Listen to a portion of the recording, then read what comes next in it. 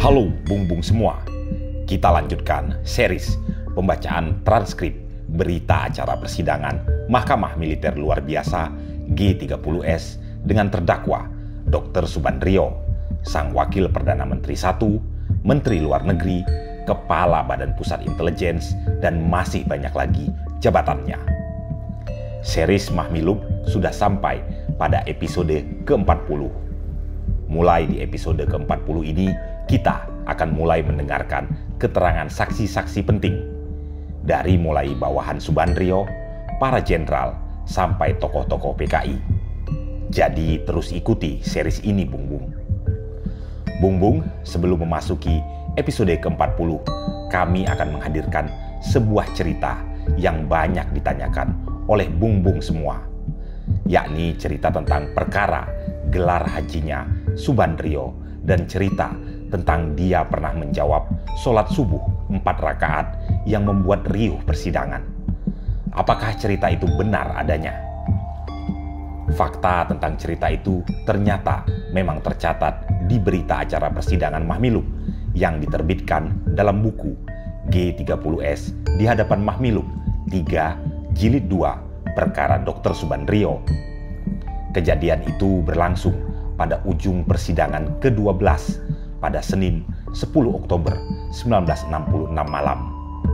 Saat itu sidang hampir ditutup untuk kemudian dilanjutkan dengan agenda tuntutan. Duduk perkaranya seperti ini. Saat itu Hakim Ketua Letkol CKH Ali Said, Sarjana Hukum, sedang melakukan tanya jawab dengan tertuduh. Kapan naik haji? Al-Haji. Permulaan tahun 65. Bukan soal kami tidak percaya untuk pertimbangan-pertimbangan dan memang juga dilaksanakan segala wajib insan, bukan? Menziarahi Baitullah, Mekah, mengamalkan tawaf dan sa'i, dijalankan semuanya itu. Semuanya. Sampai sekarang masih sembahyang, saudara? Masih. Berapa rakaat sehari? Banyak. Yang wajib berapa? Lebih dari wajib. Tidak. Yang wajib berapa? Kami tiap sembahyang, kami ambil tiap rakaat 4 rakaat. 4 rakaat? Meskipun subuh yang 4? Ya, 2, 3, 4. Bagi kami sama 4. 2, 4, 4, 3, 4, ya. Setelah itu, Hakim Ketua berlanjut ke pertanyaan lainnya yang tidak berhubungan dengan pertanyaan tadi. Bung, sayang, buku jilid 2 perkara Dr. Subandrio ini tak seperti jilid pertama yang kadang-kadang juga menambahkan di dalam kurung tentang situasi para hadirin sidang. Misalnya dalam jilid pertama sempat ditulis hadirin tertawa saat auditor menghardik Subandrio yang menjawab tidak, tapi kepalanya mengangguk. Subandrio saat itu menjawab, saya tidak sadar goyangkan kepala. Lalu ditulis hadirin tertawa. Pada buku jilid kedua tidak ditulis tentang reaksi hadirin mendengar jawaban Subandrio. Sementara sempat ada cerita jawaban Subandrio soal sholat subuh 4 rakaat itu katanya sempat ditertawai oleh hadirin. Tentang cerita tertawa itu, Testifiles tak berani mengkonfirmasi bahwa itu sebuah fakta. Baik Bung, kita kembali ke episode 40 series ini. Kita sudah memasuki persidangan ke-6 yang berlangsung pada hari Jumat 7 Oktober 1966. Hampir lupa Bung. Sebelum kami lanjutkan, kembali kami tegaskan, Testifiles hanya menyajikan dokumen, testimoni, dan hasil penelitian para peneliti dan lembaga. Kami tidak menghadirkan teori atau pendekatan apapun. Sekali lagi, Bung Bung juga harus menelaah versi-versi lainnya. Oh ya Bung Bung, kami sengaja memasukkan gambar berupa tulisan berita acara agar Bung Bung juga bisa membaca secara langsung.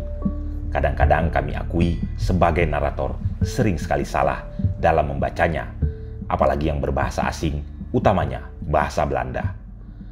Narator hanya membacakannya saja. Gaya, intonasi, emosi, serta aksen dari pembacaan ini pastilah tak sama persis dengan sidang sebenarnya kala itu. Berita acara persidangan dari sidang ke-6. Mahkamah Militer Luar Biasa yang bersidang di tempat yang sama dengan susunan tetap seperti sidang ke-1 pada hari Jumat tanggal 7 Oktober 1966 dimulai pada jam 09.00 waktu Indonesia bagian Barat.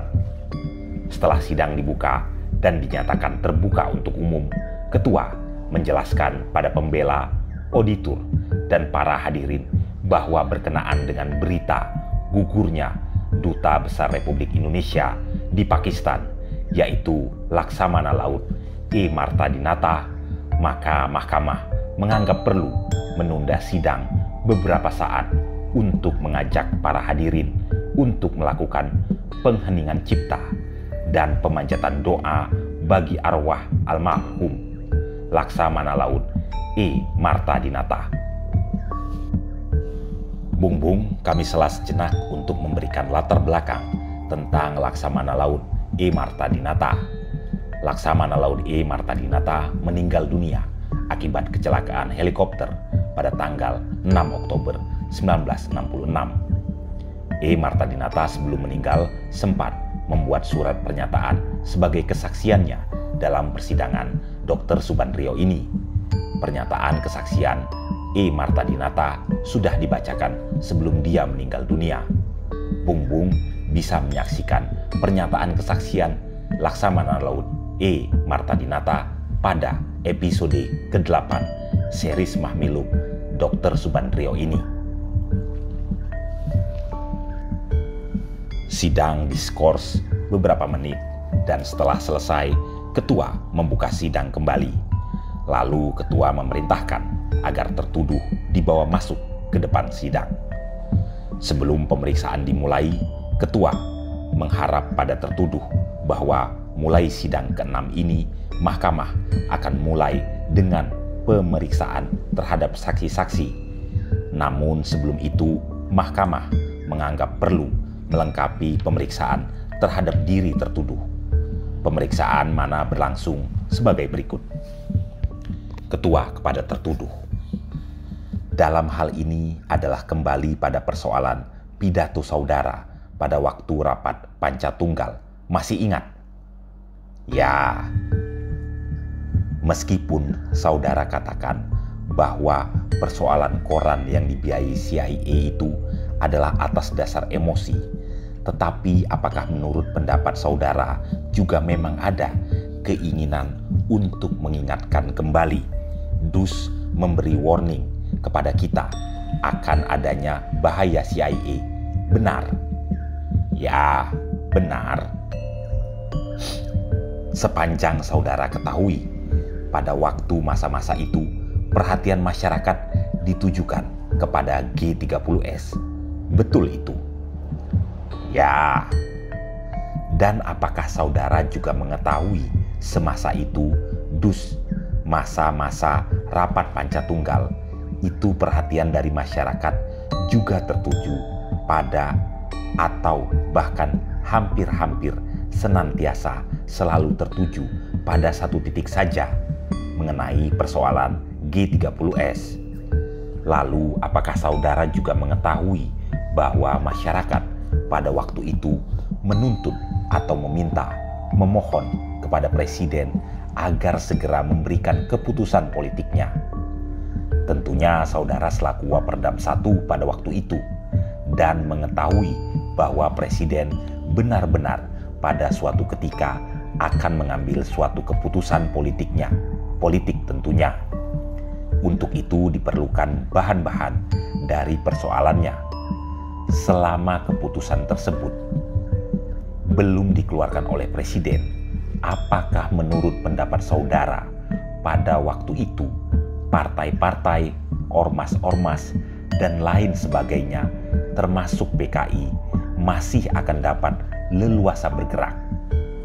Akan dapat leluasa bergerak selama belum ada political solution? Masih?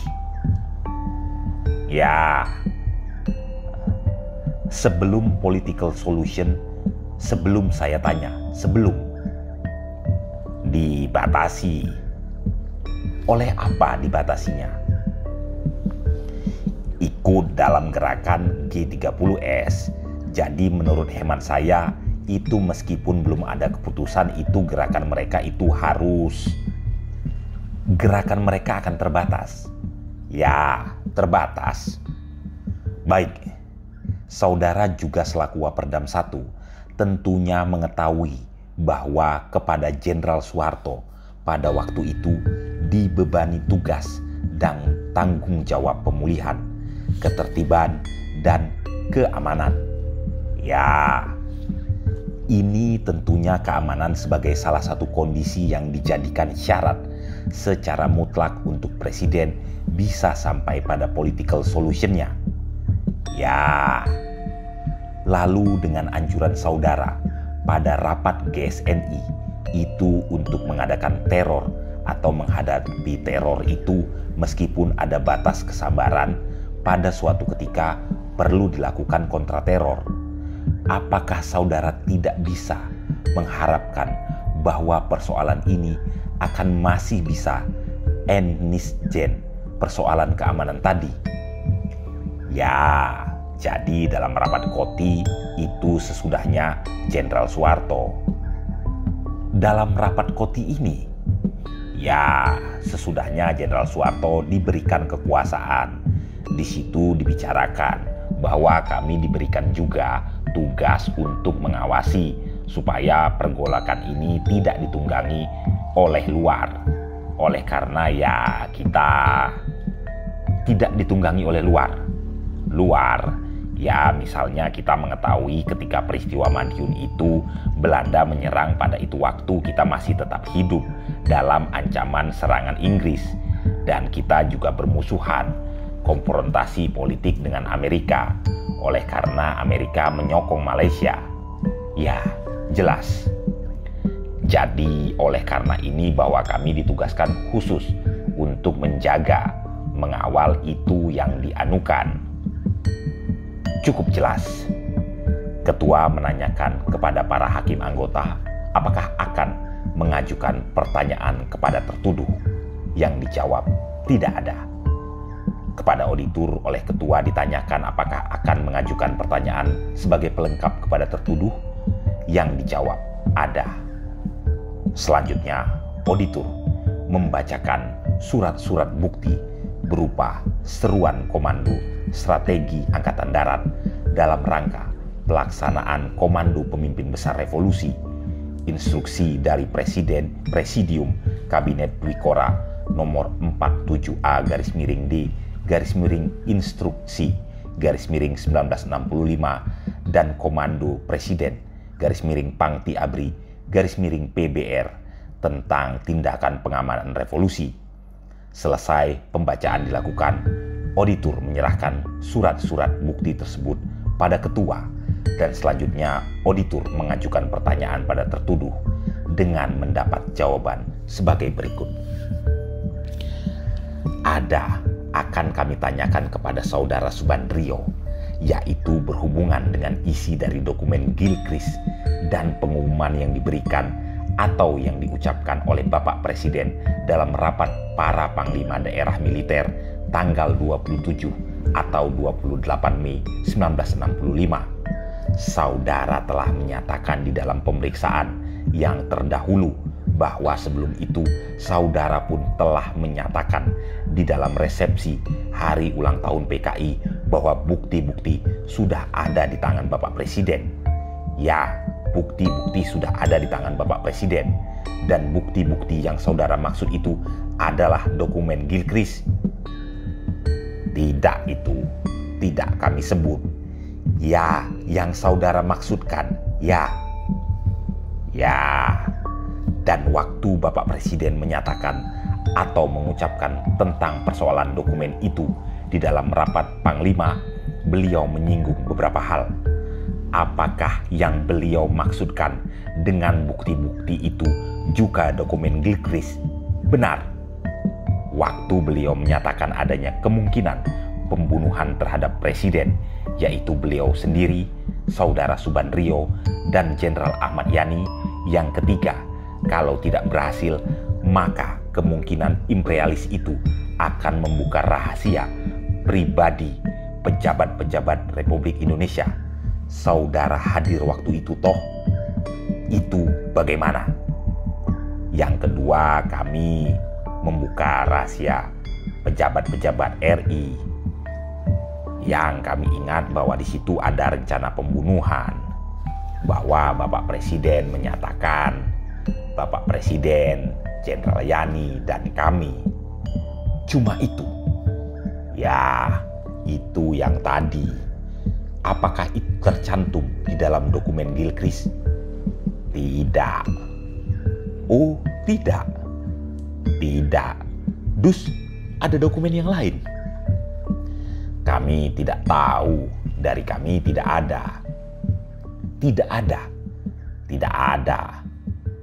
Jadi itu yang dibicarakan Bapak Presiden di sana itu bukanlah isi dari dokumen Gilchrist. Mengenai serangan Inggris, tentunya limited attack itu. Ya, limited attack itu. Apakah limited attack dari Inggris itu juga tertulis dalam dokumen Gilchrist itu? Tidak, tapi kami artikan demikian rupa juga dalam pembicaraan bahwa ini bukti dari limited attack. Oh, bukan tertulis di dalam, tapi saudara artikan demikian.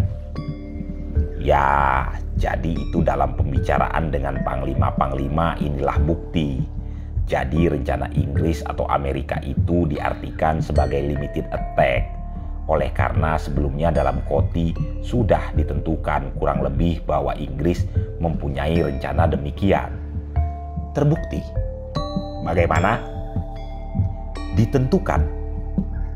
Kita tentukan. Dus, buktinya tidak ada, cuma kita menentukan. Itu tidak menunggu bukti. Kalau kita membuat analisa dalam Koti, kesimpulan ini mereka akan mengadakan kesimpulan. Untuk sementara cukup sekian. Selesai auditor mengadakan pertanyaan-pertanyaan, selanjutnya ketua melanjutkan pertanyaan-pertanyaan kepada tertuduh seperti tertera di bawah ini. Ketua kepada tertuduh.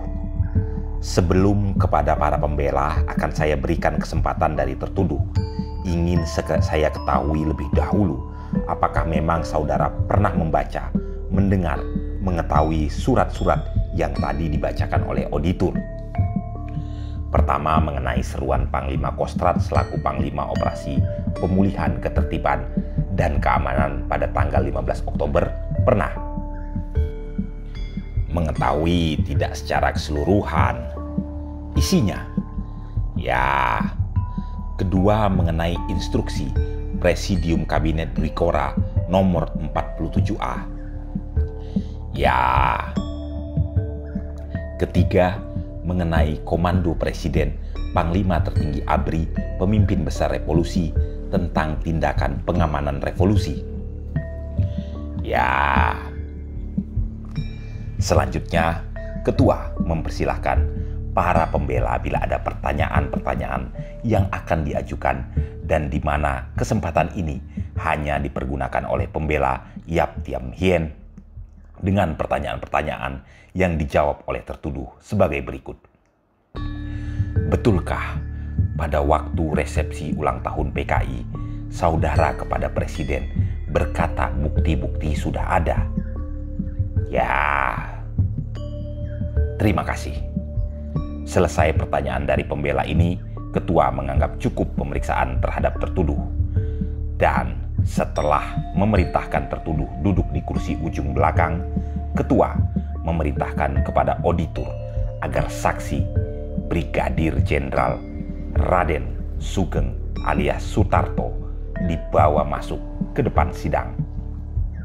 Setelah saksi dibawa masuk ke depan sidang, atas pertanyaan ketua, saksi mengaku bernama Raden Sugeng alias Sutarto, umur 48 tahun, tempat lahir Jatilawang, pekerjaan terakhir Kepala Staf BPI, pangkat Brigadir Jenderal Polisi, alamat terakhir Jalan Borobudur 4, Jakarta, agama Islam.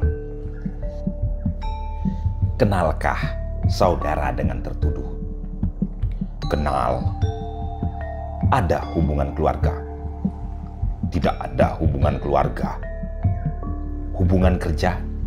Dalam pengertian hubungan kerja, hubungan menjadi kepala stafnya. Apakah saudara bersedia untuk dijadikan saksi dalam perkara Dr. Subandrio? Bersedia. Sesuai dengan agama saudara, Islam.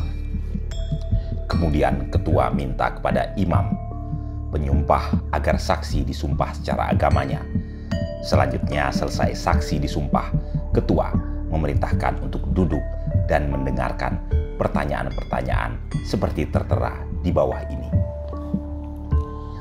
Apakah saksi sudah memperoleh pemberhentian sebagai jenderal? Belum. Kalau begitu, saya akan unspreken sebagai jenderal.